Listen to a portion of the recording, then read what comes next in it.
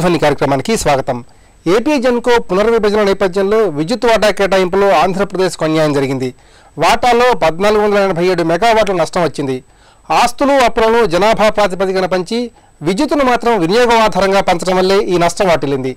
ఆంధ్రప్రదేశ్ ఎన్ని మెగావాట్లు నష్టపోతుందో దాన్ని కేంద్రం నుంచి తీసుకోవాల్సిన పరిస్థితి ఉంది. ఈ నేపథ్యంలో ఆంధ్రప్రదేశ్ రాష్ట్రానికి విద్యుత్ అవసరం ఎంత ఉంది, నష్టాన్ని ఎలా పూడ్చుకోవాలి, విద్యుత్ ఉత్పత్తి ప్రణాళిక ఎలా ఉండాలన్న అంశాలపై ప్రతిధ్వని చర్చను చేపట్టింది. ఈ చర్చలో పాల్గొంటున్న ప్రముఖులు వై హరిశ్చంద్ర ప్రసాద్ గారు, ప్రముఖ పారిశ్రామికవేత్త, Mahalakshmi group chairman M Venugopala Rao గారు, convener centre for power studies CP బాపుల్ గారు, విద్యుత్ శాఖ మాజీ చీఫ్ ఇంజనీర్ విఎస్ఆర్ నాయుడు గారు, ఏపీ ట్రాన్స్కో మాజీ జనరల్ మేనేజర్. ఆంధ్రప్రదేశ్కు విద్యుత్ వాటా తగ్గడంపై ఇప్పుడు కథనం.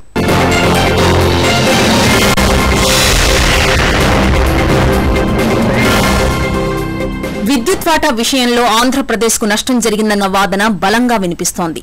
ఆస్తులు అప్పులను జనాభా ప్రాతిపదికన పంచి విద్యుత్తును మాత్రం వినియోగం ఆధారంగా పంచడం సరికాదన్న విమర్శలు వెల్లువెత్తుతున్నాయి. అసలు జల విద్యుత్ ఉత్పత్తి 4000 మెగావాట్లు తీసివేయగా అవిభాజ్య రాష్ట్రంలో స్థాపిత విద్యుత్ సామర్థ్యం 16500 మెగావాట్లు. నిజానికి ఆంధ్రప్రదేశ్ జనాభా 58%. జనాభా లెక్కన పంచితే 7250 మెగావాట్లు కేటాయించాలి. కానీ వినియోగ ప్రాతిపదికన ఆంధ్రప్రదేశ్ కు 46.11% పంచారు. అంటే దక్కేది కేవలం 5763 మెగావాట్లే.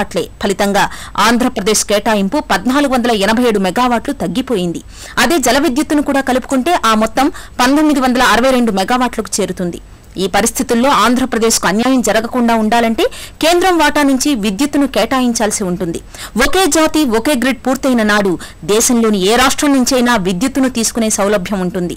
రాష్ట్ర విభజన నేపథ్యంలో 2014 జూన్ నుంచి ఒక ఏడాది పాటు సీమాంధ్రలో విద్యుత్ వినియోగం లోటుగా ఉండబోతోంది.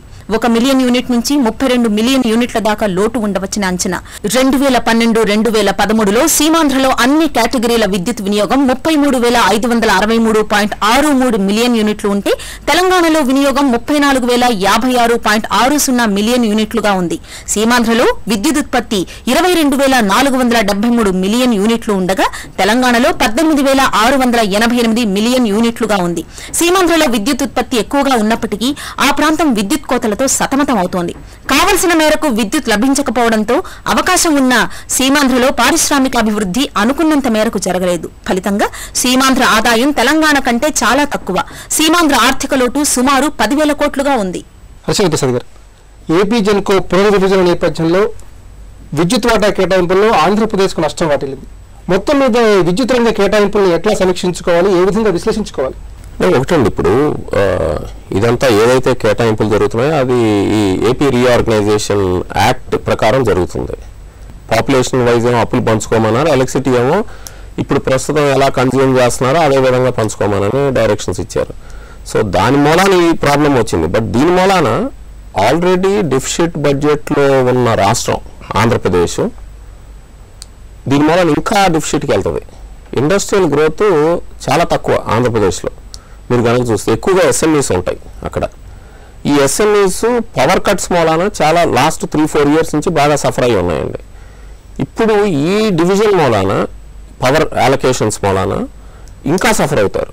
ఇది కాక గ్యాస్ లేదు. గ్యాస్ లేకపోతే దాదాపు 1800 మెగావాట్లు ఖాళీగా పడి ఉన్నాయి. మరి అక్కడేం థర్మల్ యూనిట్స్ ఉండి కోస్ట్లో అక్కడంతా చాలామంది అంటే కోస్టల్గా మర్చెంట్ పవర్ పాలసీ అంటే ఎలక్ట్రిసిటీ యాక్ట్ 2003 ప్రకారం మర్చెంట్ పవర్ పాలసీ ఉంది కాబట్టి చాలామంది మర్చెంట్ పవర్ పెట్టుకున్నారు.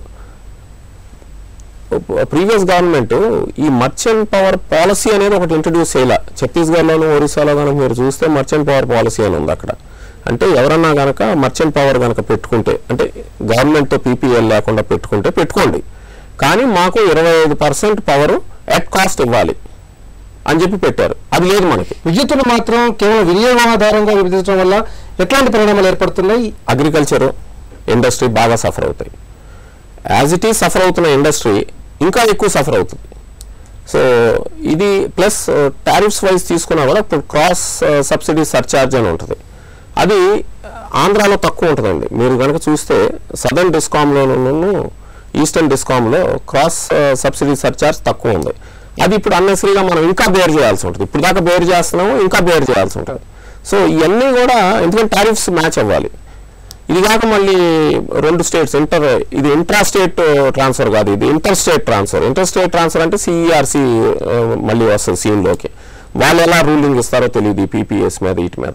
So lot of confusion is prevailing అండి. అన్నెసెసరీగా యాజ్ ఈజ్ అంటే అక్కడ ఉన్న పవర్ ప్లాంట్స్ అక్కడే వాడుకోండి, ఇక్కడ ఉన్న పవర్ ప్లాంట్స్ ఇక్కడే వాడుకుంటారు. ఒకవేళ అక్కడ ఎక్సెస్ పవర్ ఉంటే దాన్ని ఇక్కడ అమ్ముకుంటారు. యాజ్ ఇంటర్ స్టేట్ అగ్రిమెంట్స్ ఎలా ఉంటాయో అలా ఉండాలి, లాంగ్ టర్మ్ చేసుకోవచ్చు కావాలంటే అని ఉంటే బాగుండేది. వేణుగోపాలరావు గారు, ఇప్పుడు ఆంధ్రప్రదేశ్కు తగ్గిన విద్యుత్ వాటాను పూడ్చుకోవడానికి రాబోయే కొత్త ప్రభుత్వం ఎలాంటి కీలకమైన తక్షణ చర్యలు చేపట్టాలి?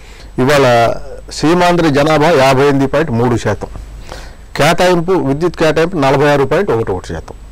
తెలంగాణ జనాభా 41.68%, కేటాయింపు విద్యుత్తు 53.89%. అంటే ప్రాథమిక ఇంగిత జ్ఞానం ఎవరికైనా ఇది నిర్హేతుకం, అసమతూకాలతో కూడిందనేది అర్థమవుతుంది. కానీ దీనికి పునాది పడింది ఎక్కడ? గతంలో నుంచి ఇక్కడ చేసిన లోపాల వల్ల. ఇప్పుడు 4 డిస్ట్రిబ్యూషన్ కంపెనీస్ ఉన్నప్పుడు థర్డ్ ట్రాన్స్ఫర్ స్కీమ్ అంటే ఏపీ ట్రాన్స్కో నుంచి ఈ పీపీఎల్ అన్ని డిస్కామ్లకి బదిలీ చేసినప్పుడు అప్పుడు కేటాయింపు ఏం చేశారు? సిపిడిసిఎల్, ఎన్పిడిసిఎల్పి కలిపి 61.93%, మిగతా 2 అంటే ఈపీడీసీఎల్, ఎస్పీడీసీఎల్కి 38.07% ఇచ్చారు. అక్కడే అసలు అది జరిగిన లోపం. డిమాండ్ ఆధారంగా చేస్తే అది సహేతుకంగా ఉండేది. డిమాండ్ అంటే ఏంటి? ఇక్కడ మనకు సరఫరా చేసింది అంతా ఏ ప్రాంతానికి, ఆ సంవత్సరంలో విద్యుత్ కోత అంత విధించారు. ఆ 2 కలిపితే డిమాండ్ అంతనే తెలుస్తుంది. అది వదిలేసి వాస్తవ విద్యుత్ వినియోగం గత 5 సంవత్సరాలు దాన్ని తీసుకుని దాని సగటును లెక్క కట్టారు. అది అక్కడ జరిగిన పొరపాటు ఏంటంటే విద్యుత్ కోతలు విధించడంలో సమన్యాయం లేదు. హైదరాబాద్, రంగారెడ్డి జిల్లాలు మొత్తం సమైక్య ఆంధ్రప్రదేశ్లో అత్యధిక వినియోగం ఉన్న జిల్లాలు. వాళ్ళకి అత్యధిక ప్రాధాన్యత ఇచ్చి ఇక్కడ మహాపెడితే కోతలు 1 గంట లేకపోతే 2 గంటలు, అదే సమయంలో 14 గంటలు 18 గంటల దాకా గ్రామాల్లో, మండలాల్లో ఇవన్నీ పెట్టారు. అందువల్ల ఏంటంటే ఈ లోపభూయిష్టమైన విధానం మూలంగా అది ప్రాతిపదికగా తీసుకోవటం వల్ల ఇవాళ ఎక్కువ వచ్చింది. అయితే తెలంగాణ రాష్ట్రానికి కేటాయించిన విద్యుత్తులో ఎలాంటి కోతలు విధించకుండానే ఆంధ్రప్రదేశ్కు న్యాయం చేయాలంటే కేంద్ర వాటా నుంచి ఏ విధమైన సాయం పొందాలి? ఇవాళ చంద్రబాబు నాయుడు గారు చెప్పినట్టు వచ్చింది. ఇప్పుడు మేము కేటాయించిన ఏమి మార్చమని మేము అంటలా, అయిపోయింది, అది అయిపోయింది. కానీ ఇప్పుడు ఆంధ్రప్రదేశ్కున్న పరిస్థితిని దృష్టిలో, అక్కడ డిమాండ్ కొరత వాటిని దృష్టిలో పెట్టుకుని మాకు అదనంగా కేంద్ర విద్యుత్ ప్రాజెక్టుల నుంచి కేటాయించాము. అలాగే ఇక్కడ ఇంత అసమతూకంగా ఈ పంపిణీ చేసినా కూడా తెలంగాణ కొరత తీరదు. అందుకనే ఎన్టీపీసీతో 4000 మెగావాట్ల ప్రాజెక్ట్ తెలంగాణలో పెట్టిస్తామని రీఆర్గనైజేషన్ యాక్ట్లో పెట్టారు. అదే పద్ధతిలో ఆంధ్రప్రదేశ్ అవసరాలను కూడా దృష్టిలో పెట్టుకుని అక్కడ కూడా ఒక పెద్ద ప్రాజెక్ట్ ఎన్టీపీసీతో పెట్టించాలని ఇప్పుడు తాత్కాలికంగా ఏంటంటే కేంద్రంలో ఎవరికి కేటాయించిన విద్యుత్ ఉంటుంది, దాంట్లో గణనీయంగా అక్కడ కేటాయిస్తే అయిపోతుంది. రెండోది, ఇవాళ కొరత ఉందనే సాకుతో మళ్ళీ ప్రైవేట్ మర్చెంట్ పవర్ ప్లాంట్స్తోనో లేకపోతే ఈ నాన్ కన్వెన్షనల్ చాలా కాస్ట్ ఏది ఈ సోలార్ పవర్ కానీ 25 సంవత్సరాలు దీర్ఘకాలిక పవర్ పర్చేజ్ అగ్రిమెంట్ తీసుకుని ఆ భారాలన్నీ మళ్ళీ వినియోగదారులు నెత్తిన వేసే పద్ధతిలో తొందరపడకూడదు. బాపులు గారు, ఇప్పుడు ఏ రాష్ట్ర అభివృద్ధికైనా విద్యుత్ అనేది చాలా కీలకమైన విషయం. మరి ఆంధ్రప్రదేశ్ పారిశ్రామిక అభివృద్ధి పరంగా ప్రగతి పదంలో ముందుకు తీసుకెళ్లాలంటే విద్యుత్ అవసరాలు ఏ మేరకు పెరిగే అవకాశం ఉంది? సీమాంధ్ర రాష్ట్రం అంటే ఆంధ్రప్రదేశ్ రాష్ట్రం ఈ సర్దుబాటును తట్టుకోవాలంటే మనకి నెల్లూరు దగ్గర కృష్ణపట్నంలో 2x800 మెగావాట్లు జనరేషన్ వస్తుంది. ఒక యూనిట్ ఆల్రెడీ సింక్రనైజ్ చేశారు. ట్రాన్స్మిషన్ కారిడార్ ఏర్పడక ఆగిపోయింది. 2వ యూనిట్ ఇంకా 3-4 నెలలు రాబోతుంది, 1600 మెగావాట్లు. అట్లా ఆర్టీపీపీలో ఒక 600 మెగావాట్లు. ఇది 2008లో ఇచ్చిన జీవో ప్రకారం వారు చెప్పినట్టు 54%, 46% రేషియోలో రమారమ్మిగా ఈ కేటాయింపులు జరిగినాయి. కనీసం వయా మీడియాగా ఈ అండర్ కన్స్ట్రక్షన్ ఈరోజు తెలంగాణ ఆవిర్భవించింది. ఈ రోజుకి జనరేషన్ చేయకుండా ఇంకా సింక్రనైజ్ కాకుండా ఇంకా గ్రిడ్లోకి రాకుండా ఉన్న కనీసం కృష్ణపట్నం ఆర్టీపీపీ యూనిట్ అయినా ఈ రేషియోస్ తప్పించాలి. ఈ తప్పించే 7% ఏపీకి అలకట్ చేయాలి. చేస్తే ఇమీడియట్ రిలీఫ్ వస్తుంది. దానికి రేపు చంద్రబాబు గారు స్పర్మర్స్లో గారు కానీ చార్జ్ తీసుకోగానే ఈ కారిడార్ ఎందుకు అవ్వలేదు, ఎవరు దీన్ని బాధ్యులు, ఎక్కడ మిస్ మ్యాచ్ అయింది. ఒక జనరేటర్ స్టేషన్ కడుతున్నప్పుడు ఒక యూనిట్ 15 తేదీకి వస్తుంది, రెడీ అయింది, జనరేట్ చేస్తున్నప్పటికీ దానికి నెససరీ కారిడార్ నిర్మించడంలో ఫెయిల్ అవ్వారు అంటే ఈ సంస్థలు ఏ విధంగా పనిచేస్తున్నాయో అందరం గ్రహించాలి. ఇప్పుడు కొత్త ప్రభుత్వానికి విద్యుత్ రంగ పరంగా ఎన్నో అవసరాలు ఉన్నాయి. మరి ఆ అవసరాలను అధిగమించడానికి, సవాళ్ళను ఎదుర్కోవడానికి కొత్త రాష్ట్ర ప్రభుత్వం ఎలాంటి కార్యాచరణ ప్రణాళిక అవలంబించాలి? ఇమీడియట్గా మనకు వచ్చే ఇబ్బందిని తొలగించడానికి నేను ఇప్పుడు ఉదాహరించిన మన ప్రొడక్షన్లో వస్తున్న జనరేషన్ ఆ విధంగా మనం ఫుల్గా కేటాయించుకుని ఏర్పాటు చేసుకోవాలి. రెండోది వచ్చి మన ప్రసాద్ గారు చెప్పినట్టు 1860 మెగావాట్లు 4 గ్యాస్ బేస్డ్ స్టేషన్స్ రెడీ అయి ఉన్నాయి. దానికి కొన్ని ఇబ్బందులు ఉన్నాయి. ఆ ఇబ్బందిని అధిగమించడానికి కేంద్ర ప్రభుత్వం నుంచి కూడా ఇంటర్ఫియర్ అయ్యి రాష్ట్ర ప్రభుత్వం కూడా త్వరగా తీసుకుని ఆ ఇబ్బందిని అధిగమించడం, ప్లస్ దానికి కావాల్సిన గ్యాస్ ఇమీడియట్గా కేటాయించాలి. కేటాయిస్తే ఆ 1860 మెగావాట్లో కూడా తెలంగాణ వారికి ఓటా ఉంది.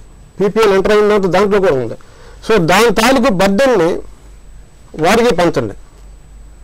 దాంట్లో మీరు షేర్ ఇచ్చినప్పుడు ఈ జీవో ప్రకారం దాని తాలూకు వచ్చే బర్డెన్ అది కంపల్సరీగా తెలంగాణ వారికి కూడా పంచాలి. ఇద్దరూ షేర్ చేసుకోవాలి రేషియోలో. ఆ జనరేషన్ ఇప్పుడు ఇద్దరు తీసుకోండి.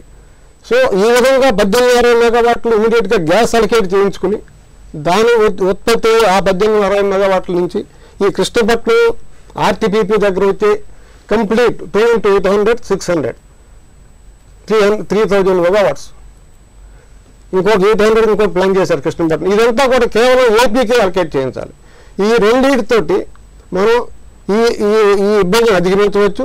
తర్వాత మన బడ్జెట్ ప్రకారం మనకున్న పంప్ సెట్స్ తక్కువ తెలంగాణ వారికి కంపేర్ చేస్తే అక్కడ సోలార్ పవర్ కూడా ఉన్న దానికి ఎంకరేజ్ చేయాలి. Agriculture pump sets, smaller pump sets 3 HP 5 HP అట్లాంటివి సెలెక్ట్ చేసుకుని సోలార్ పవర్ని ఎంకరేజ్ చేయాలి. దాంతో కొంత అగ్రికల్చర్ బర్డెన్ సిస్టమ్ తగ్గుతుంది. నాయుడు గారు, ఆంధ్రప్రదేశ్కి విద్యుత్ కేటాయింపులు తగిన నేపథ్యంలో ఎట్లాంటి తరహా సమస్యలు ఆంధ్రప్రదేశ్ ఎదుర్కోబోతోంది? ఆంధ్రప్రదేశ్లో ఈ విభజన నేపథ్యంలో తప్పకుండా పారిశ్రామిక సంబంధించిన యాక్టివిటీస్ చాలా పెరుగుతాయి. ఆ నమ్మకంతో సీమాంధ్ర ప్రజలు చంద్రబాబు నాయుడు గారిని అధికారంలో తీసుకొచ్చారు. ఆయన అయితే ఆ విధంగా డెవలప్ చేయగలిగిన నమ్మకంతో ఓట్లేసి గెలిపించారు. కాబట్టి వినియోగం సీమాంధ్రలో చాలా ఎక్కువగా ఉంటుంది. ప్రస్తుతం వినియోగం సీమాంధ్రలో ఎంత ఉందంటే 8552 మిలియన్ యూనిట్లు ఉంది. అది ఎప్పుడు విద్యుత్ కోతలు విధిస్తూ వినియోగానికి సరఫరా చేస్తున్నప్పుడు ఈ విధంగా ఉంది. కానీ రాబోయే కాలంలో ఇప్పుడు 16 గంటలు గ్రామీణ ప్రాంతాల్లో విద్యుత్ ఇస్తున్నారు. ఆయన 24 గంటలు ఇస్తామని చెప్పారు మేనిఫెస్టోలో. అంటే వినియోగం పెరుగుతుంది. అలాగే రైతులకి 9 గంటలు విద్యుత్ సరఫరా చేస్తున్నారు. సో డిమాండ్ పెరుగుతుంది. ఇవన్నీ తట్టుకోవాలంటే చేయాల్సిన కార్యక్రమం ఏమిటంటే, ఇప్పుడు మన బాబు గారు చెప్పినట్టు కృష్ణపట్నంలో 800 మెగావాట్ల పవర్ స్టేషన్ మార్చి నాడు శంకరయ్య చేశారు. కానీ దురదృష్టవశాత్తు ఆ విద్యుత్తును మనము సరఫరా చేయలేకపోతున్నాం. ఎందుకంటే ఎవాక్యుయేషన్ లైన్స్ పూర్తి చేయాలి. కాబట్టి ఇమ్మీడియట్గా ఆ ఎవాక్యుయేషన్ లైన్స్ పూర్తి చేసే ఏర్పాట్లు చేయాలి. అంతేకాకుండా బై డిసెంబర్ ఇంకొక ఫర్దర్ 700 మెగావాట్లు వస్తుంది కృష్ణపట్నంలోనే. దానికి ఏమవుతుందంటే ఇబ్బంది, ఈ ల్యాండ్ అక్విజిషన్ ప్రాబ్లమాటిక్గా ఉంది. కాబట్టి అది కూడా త్వరితగతిన పూర్తి చేయాలి. చేస్తే 1600 మెగావాట్లు వస్తుంది. దీనితో హిందూజా 1040 మెగావాట్లు రెడీగా ఉంది ఇక్కడ వైజాగ్లో. అది కూడా మనకు వస్తే చాలా వరకు మనకి ఇబ్బంది ఉండదు. దీనితో మీరు చెప్పినట్టు హెచ్ఎల్ ప్రసాద్ గారు చెప్పినట్టు గ్యాస్ పవర్ స్టేషన్లు మనకి 3356 మెగావాట్ల స్థాపిత శక్తి ఉంది. దానికి కావాల్సిన గ్యాస్ ఎంత అంటే 15.67 MMSCMD గ్యాస్ కావాలి. కానీ ఇప్పుడు ఎంత జరుగుతుంది? సుమారు 5 MMCMDగా జరుగుతుంది. ఒక 10 వరకు లోటుంది. సో చంద్రబాబు నాయుడు గారు కేంద్ర ప్రభుత్వంతో మంచి సంబంధాలు కలిగే విధంగా ఇప్పుడు కొత్త ప్రభుత్వం వచ్చింది కాబట్టి వారితో సత్సంబంధాలు తప్పకుండా ఉంటాయి. కాబట్టి ఆయన గ్యాస్ తీసుకొస్తారని నమ్మకం ఉంది ప్రజలకి. సో ఆ గ్యాస్ కూడా తీసుకురాగలిగితే విద్యుత్కి లోటు ఉండదు. సీమాంధ్రలో శ్రమ పెట్టుబడికి తగ్గట్టుగా విద్యుత్ కేటాయింపులు జరగలేని వాదన బలంగా వినిపిస్తుంది. తప్పకుండా ఉంది. ఈ వాదనతో మీరు ఎంతవరకు ఏకీపిస్తారు? తప్పకుండా. ఎందుకంటే విద్యుత్ ఉంటే ఈవేళ సీమాంధ్రలో చాలా పారిశ్రామిక ఉత్పత్తులు బాగా జరిగేది. అది జరగకుండా పోయింది విద్యుత్ లేకపోవడం వల్ల. ఇప్పుడు తప్పకుండా విద్యుత్ మనకు సరఫరా చేయగలిగితే పారిశ్రామిక ఉత్పత్తి బాగా జరుగుతుంది. అదే యాక్చువల్లీ ఇప్పుడు రాబోయే ప్రభుత్వం కూడా ఈ హార్డ్వేర్ అని, ఈ పోర్ట్లని ఇవన్నీ కూడా చేయబోతున్నారు. ఈ నేపథ్యంలో డిమాండ్ గ్యారంటీగా ఉంటుంది. ఇవన్నీ ఈ కార్యక్రమాలు చేయబడితే కొంతవరకు మనకు ఉపశమనం కలుగుతుంది. ఇప్పుడు రాబోయే ప్రాజెక్టులు కూడా ఉన్నాయి. అవన్నీ కూడా త్వరితగతిన చేపడితే దానికి తోడు మీరు చెప్పినట్టు సాంప్రదాయేతర విద్యుత్తు లైక్ ఇది మన సోలారు, విండ్ పవరు ఇలాంటివన్నీ కూడా మనం టేకప్ చేయాల్సిన పరిస్థితి ఏర్పడుతుంది. ఎందుకంటే బొగ్గు అనేది ఎల్లకాలం ఉండదు. మనం ఇప్పుడు కూడా మనం బొగ్గు సింగరేణి నుంచి మనం తీసుకోవడం లేదండి. సీమాంధ్రలో ఉత్పత్తి అవుతున్న విద్యుత్ అంతా కూడా బొగ్గు తాల్చేరు నుంచి వస్తుంది, లేదా ఇంపోర్ట్ చేసుకుంటున్నాం. ఎక్కడి నుంచి? సౌత్ ఆఫ్రికా, ఆస్ట్రేలియా, మలేషియా తదితర దేశాలు ఇంపోర్ట్ చేసుకుంటున్నాం. సో ఎంతకాలం అది అధిక రవాణా ఛార్జీలు ఎక్కువగా ఉంటుంది, అధిక ధర ఎక్కువ పడుతుంది. అదే మనంగా డెవలప్ చేసుకుంటే దీంట్లో మనకి కొంత రిలీఫ్ వస్తుంది. హరిచంద్ర ప్రసాద్ గారు, రాష్ట్ర విభజన నేపథ్యంలో విద్యుత్ రంగంలో ఎన్నో సమస్యలు వస్తాయని చంద్రబాబు నాయుడు మొదటి నుంచి ఆందోళన వ్యక్తం చేస్తూనే ఉన్నారు. ఇప్పుడు విద్యుత్ రంగ కేటాయింపులు పూర్తయిన సందర్భంలో కేంద్రం నుంచి ప్రస్తుతం ఎలాంటి సాయాన్ని కోరాలంటారు? నాయుడు గారు అన్నట్టు ఆంధ్రప్రదేశ్ సర్వీస్ ఓరియంటెడ్ ఇండస్ట్రీ ఉండదండి. ఎక్కువగా మ్యానుఫ్యాక్చరింగ్, ప్రాసెస్ ఓరియంటెడ్ ఇండస్ట్రీస్ ఉంటుంది. వీటికి పవర్ చాలా ఎసెన్షియల్. అది కాక ఇంతకు నేను చెప్పినట్టు ఎస్ఎంఈస్ అంతా సిక్ అయి ఉన్నాయి. ఆంధ్రప్రదేశ్లో ఉన్నాయని చిన్న చిన్న ఇండస్ట్రీస్ అవన్నీ కూడా సిక్ అయి ఉన్నాయి. వీటన్నిటిని ఇప్పుడు మనం తట్టుకోవాలి, వీటన్నిటిని రివైవ్ చేయాలి, లేకపోతే కొత్త యూనిట్స్ రావాలి అంటే పవర్ అనేది essential, especially manufacturing and process యూనిట్స్కి, ఎస్ఎంఈస్కి. సో ఇది చేయాలి అంటే సెంట్రల్ గవర్నమెంట్ నుంచి కొన్ని projects only dedicated to Andhra Pradesh తీసుకురావాలి, నెంబర్ 1. నెంబర్ 2, ఈ మర్చెంట్ పవర్ ప్లాంట్స్ ఆల్రెడీ పెట్టారు. ఇంత వేణుగోపాల్ గారు చెప్పారు మర్చెంట్ పవర్ ప్లాంట్స్ ఎంకరేజ్ చేయొద్దు అంటున్నారు. బట్ నేను ఫుల్గా ఏకీభవించను. మర్చెంట్ పవర్ ప్లాంట్స్ ఎన్ని వస్తే మనకు అంత మంచిది. ప్రాబ్లం ఎక్కడ ఉందంటే మన రాష్ట్రంలో మర్చెంట్ పవర్ పాలసీ అనేది పెట్టలా కావాలని. బట్ వేరే రాష్ట్రాలు ఎక్కడైతే కోల్ ఉందో, కోస్ట్ బేస్డ్ కానీ కూడా ఛత్తీస్గఢ్లో, ఒరిస్సా లాంటి రాష్ట్రాల్లో వాళ్ళంతా ఏం చేశారు, ప్లస్ వాటర్ ఉన్న హిమాచల్లో, ఉత్తరాఖండ్లో మర్చెంట్ పవర్ పాలసీ అని తీసుకొచ్చి, ఒకవేళ నువ్వు పెట్టుకుంటే పెట్టుకో, నువ్వు మా ఏరియాలో పెట్టుకుంటున్నావు కాబట్టి, మా ఏరియాని పొల్యూట్ చేస్తున్నావు కాబట్టి దాదాపు 25% ఎట్ కాస్ట్ ఇమ్మంటున్నారు. అంటే 3-3.5 కల్లా మనకు వచ్చేస్తుంది. ఆ పాలసీ వస్తే కనుక చాలా, మీరు చూస్తే శ్రీకాకుళం నుంచి కృష్ణపట్నం దాకా ఈ పవర్ ప్లాంట్స్ చాలా వస్తున్నాయి ప్రైవేట్ సెక్టర్లో. వీటికి పీపీఏలు ఉండవు, వీటికి సంబంధం లేదు. ఈ పీపీఏ, ఈ అలొకేషన్స్ వాళ్ళకి సంబంధం లేదు. సో వాటిలో నుంచి కనుక మనకు 10,000 మెగావాట్స్లో దాదాపు 25% అంటే 2,500 మెగావాట్స్ మనకు అక్కడ ఎట్ కాస్ట్ వచ్చేస్తుంది. Power at the cheapest cost ఇవ్వాలండి. ఒక అడ్వాంటేజ్ ఏంటంటే ఇంతకు పెద్దలు చెప్పినట్టు ఇక్కడ అగ్రికల్చర్ క్రాస్ సబ్సిడీ ఎక్కువ తెలంగాణలో. అదే మీరు ఆంధ్రప్రదేశ్లో అది ఉండదు. ఆ ప్రాబ్లం అంత ఎక్కువ లేదు. బోర్వెల్స్ తక్కువ ఉన్నాయి, ప్లస్ డెప్త్ ఆఫ్ వాటర్ కూడా తక్కువ ఉంది. సో అందుకని అక్కడ ఈ క్రాస్ సబ్సిడీ ఏదైతే ఉంటుందో సబ్చార్జ్ అక్కడ తక్కువ ఉంటుంది డెఫినెట్గా. ఇప్పుడు దాకా వాళ్ళు బేర్ చేస్తూ వచ్చారు. ఈ అలొకేషన్ మూలాన్ని ఇంకా బేర్ చేయాల్సి ఉంది. ముందు దాని నుంచి బయటపడాలి. Andhra Pradesh government can put a proposal that నా దగ్గర నుంచి ఇక్కడికి వెళ్తుంది కాబట్టి నాకు సెస్ ఇవ్వాలి, పొల్యూషన్ సెస్ ఇవ్వాలి, నాకు ట్రాన్స్మిషన్ కాస్ట్ ఇవ్వాలి, ఇంటర్ రీజనల్ ట్రాన్స్మిషన్ నాకు ఇవ్వాలి అని ఎక్స్ట్రాగా పెట్టవచ్చు ఆ పీపీఎస్ మీద. అది గవర్నమెంట్ బేర్ చేయాలి, తెలంగాణ గవర్నమెంట్.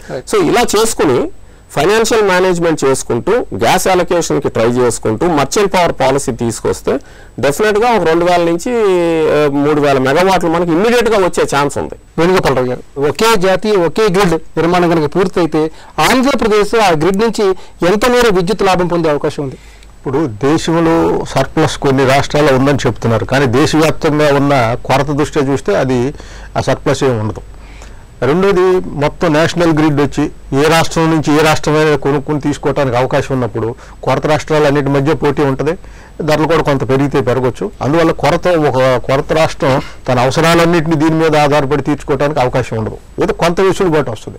రెండోది, ఎవరో ఇంకో రాష్ట్రంలో సర్ప్లస్ ఉంటుంది, మనం వాళ్ళ దగ్గర కొనుక్కుని కొరత తీర్చుకుందామనే వైఖరి కూడా సరైనది కాదు. ఏ రాష్ట్రానికి ఆ రాష్ట్రం సెల్ఫ్ రిలయంట్గా, సెల్ఫ్ సఫిషియెంట్గా తయారవటానికి ప్లాన్ చేసుకుని భవిష్యత్తులో డిమాండ్ ఎలా పెరుగుతుంది, దానికి అవసరమైన పద్ధతిలో స్థాపక సామర్థ్యం కొత్తగా ఎంత చేర్చాలి, ప్రసార పంపిణీ వ్యవస్థని ఎలా స్ట్రెంగ్త్ చేసి ఎక్స్పాండ్ చేయాలి, ఇవన్నీ ముందు ప్లాన్ వేసుకుని చేసుకుంటే సమస్యలు ఉండవు.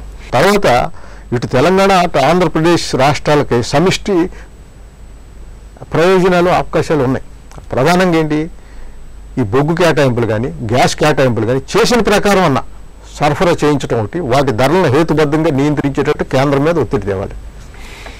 అలాగే గ్యాస్ కూడా కొత్తగా ఉత్పత్తి అయినప్పుడు 13వ ఆర్థిక కమిషన్ మనకి చేసిన సిఫార్సులు ఉన్నాయి.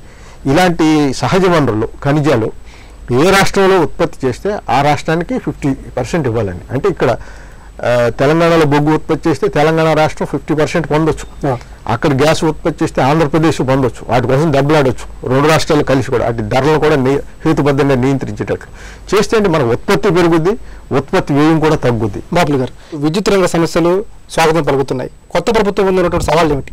కొత్త ప్రభుత్వం ఏ విధమైన చర్యలు చేపట్టాలన్నా ఒక పక్కన జీతాలు ఇచ్చుకునే స్టేజ్లో లేవని చెప్తున్నారు. ఇది ఒక రాష్ట్ర లెవెల్లో ఈ రాష్ట్ర దృక్పథమే కాకుండా ఒక కేంద్ర దృక్పథంగా చూడాలండి. ఫస్ట్ ఆఫ్ ఆల్ మేజర్ ఈ నార్త్ ఈస్టర్న్ రీజియన్లో 84,000 మెగావాట్స్ అక్కడ సోర్స్ ఉంది. 60% లోడ్ ఫ్యాక్టర్లో 84,000 మెగావాట్స్ ట్యాప్ చేయొచ్చు హైడల్ పవర్. అది దేశ సంపద. ఈ గ్యాస్ ఎట్లాగో ఈ బొగ్గు ఎట్లాగో ఇదంతా దేశ సంపద. దీన్ని కొద్దిమంది ప్రైవేట్ పార్ట్నర్స్ వెళ్ళి అక్కడ ప్రాజెక్టులు కట్టుకుని డ్యామ్లు కట్టుకుని దాన్ని మేము వీలింగ్ ఛార్జెస్ కట్టి పే చేసి మా ఇష్టం వచ్చిన చోట ఇండియాలో మా ఇష్టం వచ్చిన ఇండస్ట్రియల్ కన్స్యూమర్కి నా ఇష్టం వచ్చిన రేట్లో అమ్ముకుంటానంటే ఇంత దౌర్భాగ్యం ఎక్కడ ఉంటుందండి? అది దేశ సంపద అండి వాటర్ అంతాను.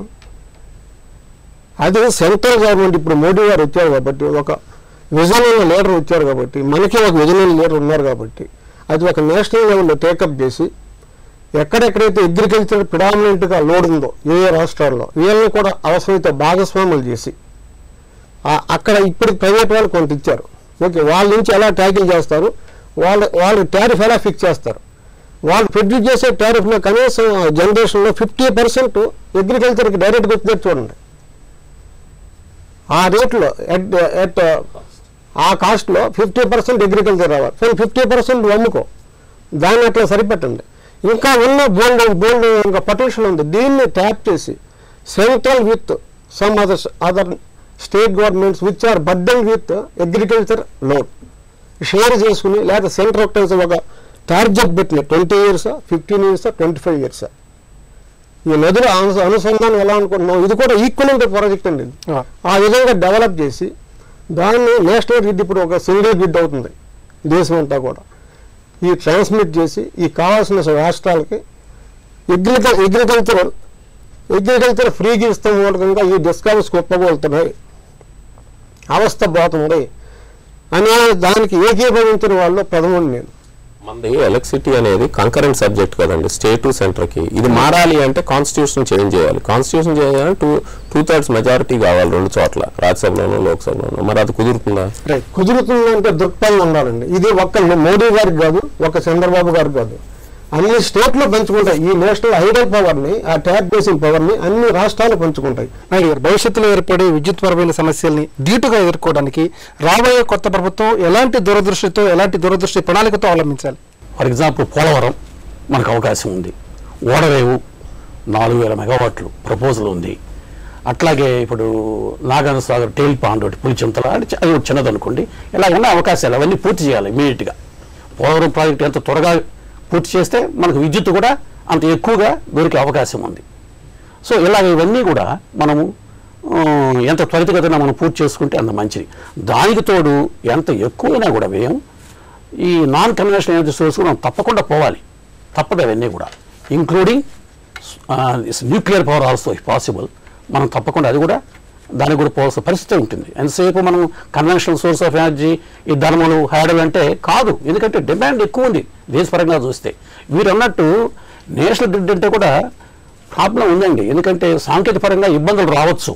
పెట్టుబడి ప్రభుత్వ పరంగా అంత మేరకు పెట్టుబడులు పెట్టడం చాలా కష్టం అండి. హరిచంద్ర ప్రసాద్ గారు చెప్పినట్టు ఈ merchant power policy is a must, తప్పదది. ఎందుకంటే పెట్టుబడిదారులు ఉంటారు. కానీ వేణుగోపాలరావు గారు చెప్పినట్టు దానికి ఏ విధంగా నిబంధనలు వర్తించేట్టు చేసి దాని మేరకు మనం విద్యుత్తును తీసుకునే ఏర్పాట్లు చేసుకోవాలి. హరిచంద్ర ప్రసాద్ గారు, ఇప్పుడు విద్యుత్ పరంగా ఆంధ్రప్రదేశ్ కొన్ని సమస్యలు ఎదుర్కోబోతోంది. కేంద్రం నుంచి రావాల్సిన వాటాలో కూడా కోతపడిన ఈ పరిస్థితుల్లో ఆంధ్రప్రదేశ్ అన్ని విధాలు అభివృద్ధి సాధించడానికి విద్యుత్ పరంగా బలోపేతం కావడానికి ఎలాంటి చర్యలు అవసరం? న్యూక్లియర్ ఒకటి, ఫ్లోటింగ్ ఎల్ఎన్జీ టెర్మినల్ ఒకటి, ప్లస్ ఎంత గ్యాస్ తెచ్చుకోగలిగితే అంత గ్యాసు, ఈ మర్చెంట్ పవర్ పాలసీస్, ప్లస్ ఈ పిఎస్యూస్ని ఎంకరేజ్ చేసి వాళ్ళని క్యాప్టివ్ పవర్ ప్లాంట్ పాలసీ మళ్ళీ తీసుకొచ్చి ఇదివరకు మధ్యలో మానేసాం క్యాపిటల్ పవర్కి, సెస్ అని అదని ఇదని యాడ్ చేసాం, గుర్తుందో లేదు మీకు, 25 పైసా అని 50 పైసలు అని, అవన్నీ మళ్ళీ తగ్గించి ఎంకరేజ్ చేయాలి. ఎందుకంటే మన Andhra Pradesh is going to be more sustainable growth.